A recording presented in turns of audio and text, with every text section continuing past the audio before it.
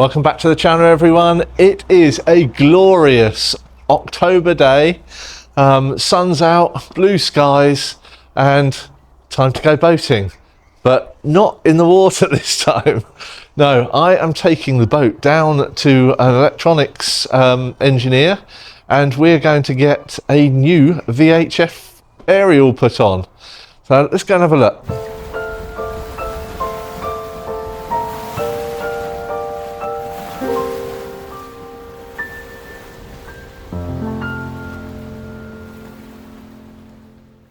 Right, now you can see the boat's a bit close to the house, but this is the aerial that we're going to change. So that hole, I'm thinking, will stay the same. Cable will go in through there, and they'll just maybe cover over these holes with the new bracket, just sealing them up for now. If there's any exposed, then I'll have to do some GRP work, but hopefully not. But it doesn't matter if I do. But you can see that this one is completely corroded. It's broken right on the edge there. It's just not good at all. The boat is nearly ready to start towing. All I've got to do is put the transom saver on, which is down there, put all the safety kit on, the bag and stuff, and then we're ready to go, I think. So I'm going to get on with that, and then we can get down to Gosport, where I'm actually going. I did contact a few companies actually, and some of them just didn't reply at all, and this one did, and they were very prompt and fast, so they're getting my business.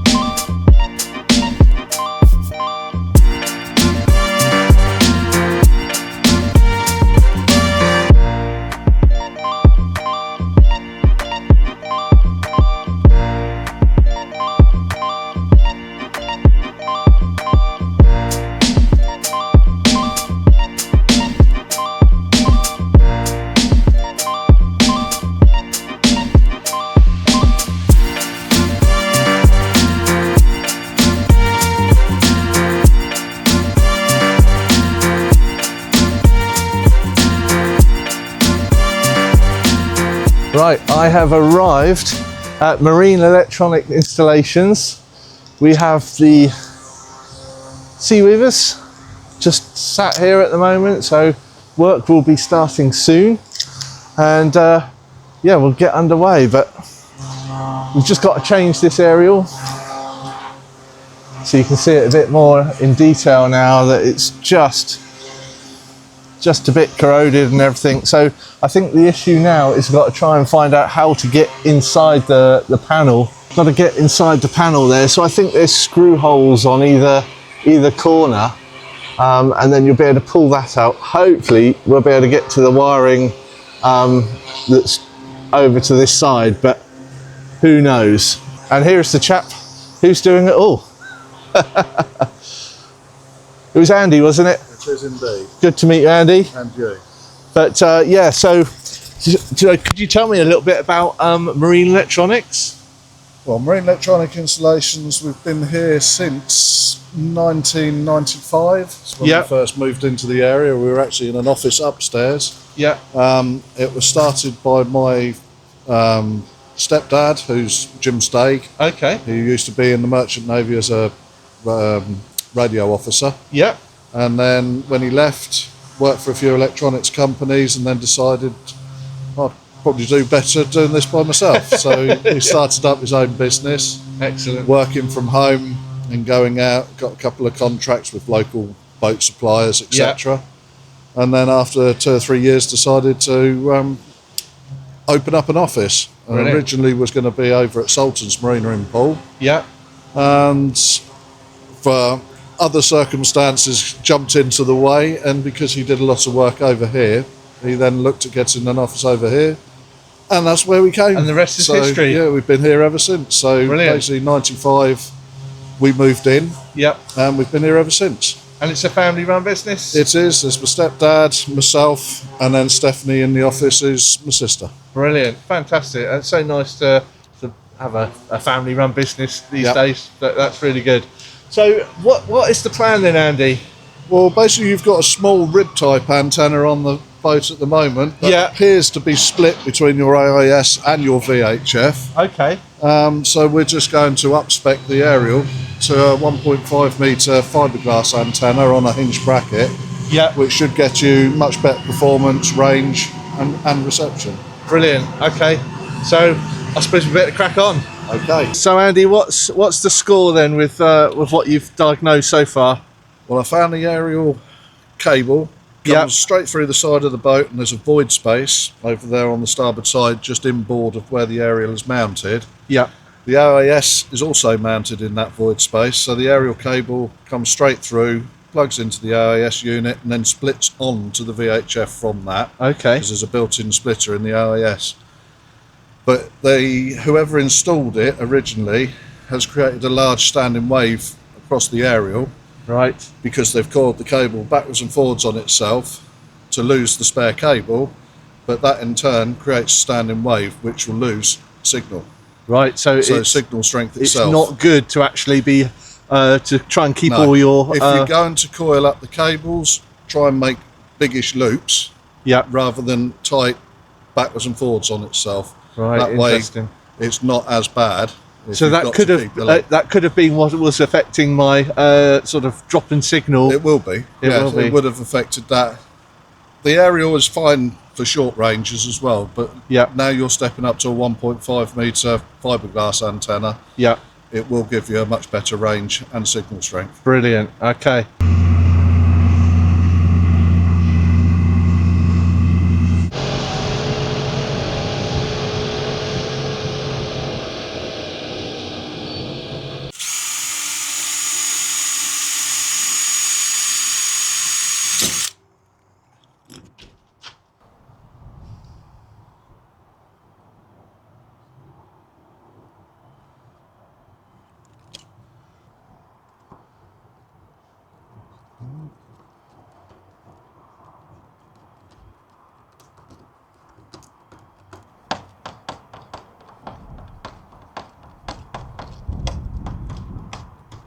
We'll do anything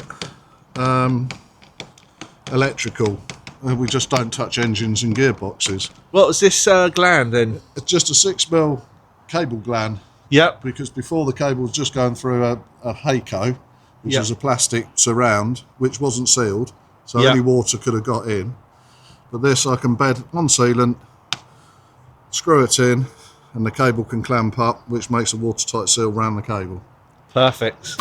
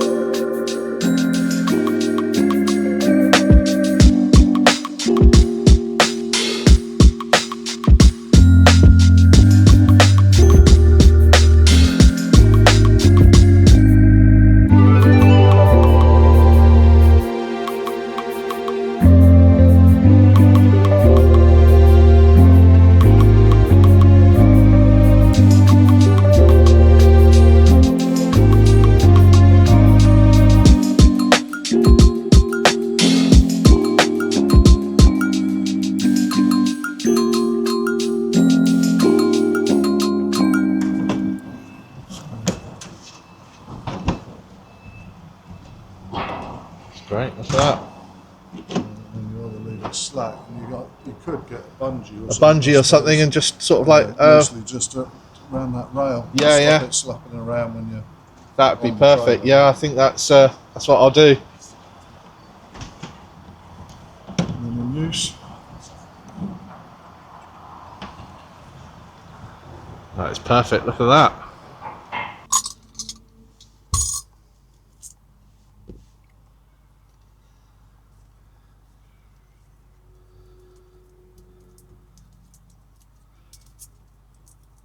So this is just putting some kind of connector on there, Andy? Yep, this is the UHF connector or plug that goes on the end of a coax cable and into a VHF, or in this case the AIS, which is being used as the splitter. Perfect. So it screws on, and then we just solder the tip just to make sure the centre core gets a proper connection internally.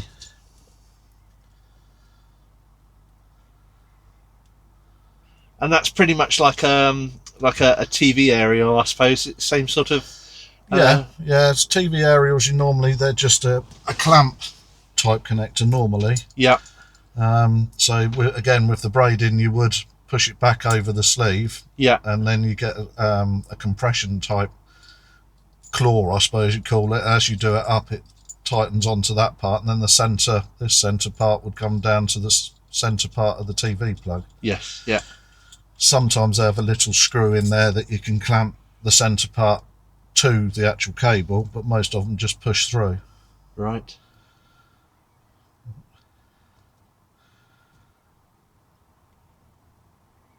Trying to find the hole. There it is. So you screw that onto the outer. I'm going to try and keep them as large as I can, the loops. So these were the loops you were saying, instead of sort of bundling it up, it's better to have like open loops. Yeah, because if I can put a couple of crimps sort of there, cable ties there and there, it's going to keep it, rather than bending it up and creating a nice restriction in the cable, it can go. And that won't reduce the sort of efficiency of the. It'll be very minimal compared to how it was before. But I can't get, without cutting the cable right to the exact length, which I can't guarantee will be create the right standing wave either. It's sort of the best you can do. As long as it's not tight bends, then it should work absolutely fine. So perfect. We shall find out very shortly. If I can find the connection to plug it to.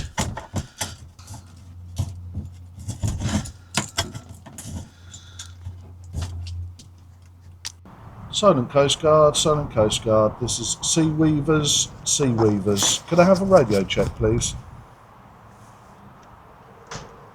Sea Weavers, this is Silent Coast Guard. You're good and readable on channel 67. Out. Thank you very much for that, Silent Coast Guard. This is Sea Weavers. Out. Well, that's a good signal. So how far away are we looking there? I mean, they're not that far. They're more sort of Leon Solent area. So, I mean, that's by land, it's probably 5-6 miles, maybe a bit further. Right. Okay. Well, that's pretty impressive. So, and we're inland. So and we're inland with buildings around and everything else. So that's not bad at all. Let's see if we've got. Oh, we've got no AIS target. Oh, hang on, we're not there, are we? We're still in Plymouth at the minute. Where's your GPS? So, there's your AIS targets. So, we've got them out to.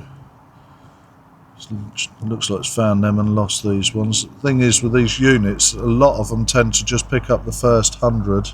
Okay. He was 5.7 miles away. It's not bad at all, being where we are.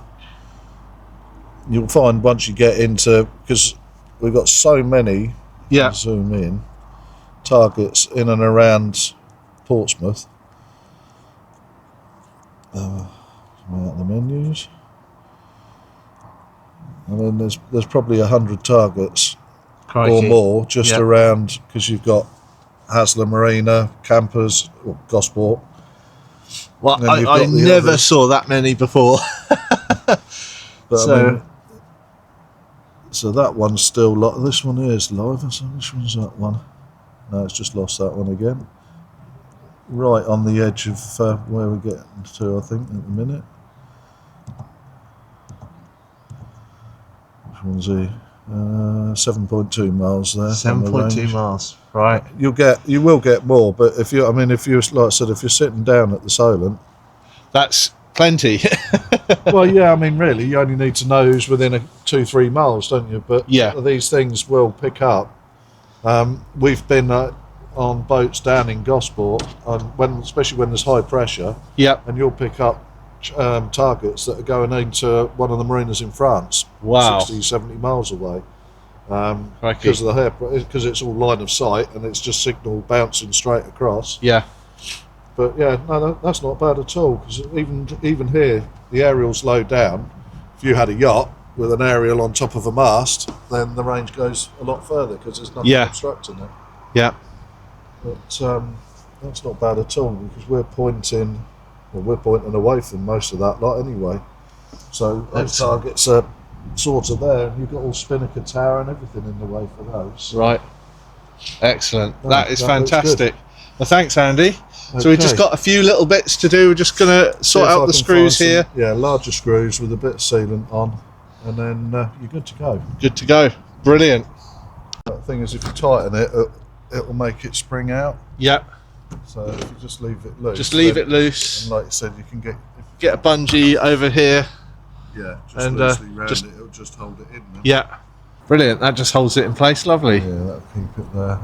I wouldn't leave it tied up too much, because it might bend the actual aerial. No, I can undo it when I get back. It's not going to go anywhere. Yeah, perfect. Right, that is it. That is the aerial installed. Thank you very much, Andy. You're very welcome. That was brilliant. It looks absolutely awesome, which you can just see there. But I would highly recommend Marine Electronic Installations. They've done a fantastic job. They were prompt, friendly, and it's a family-run business. So if you're going to get anything like this done, definitely come down. Okay, I'm back home now, and we've got the trailer. I've just got to move the boat back under the carport, but this is now complete. What a job. Andy done a fantastic job on that, so really pleased with it. And to think that we can actually see on the AAS up to 7 miles away now is quite incredible.